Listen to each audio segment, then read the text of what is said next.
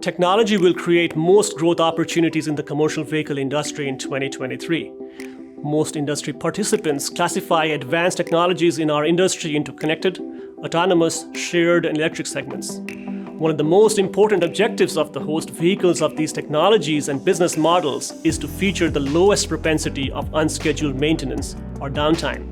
Rising demand for remote vehicle diagnostics is stoking penetration of solutions such as trip vision that enable diagnosing of a vehicle without the need for bringing it to a shop, thereby reducing equipment downtime and dwell time. An area that deserves attention in 2023 is tractor-trailer communications. With rising sensorization of trailers and availability of data emerging from trailer sensors, the need for tractor-trailer data transfer and communication is becoming a key ask from all corners of the industry.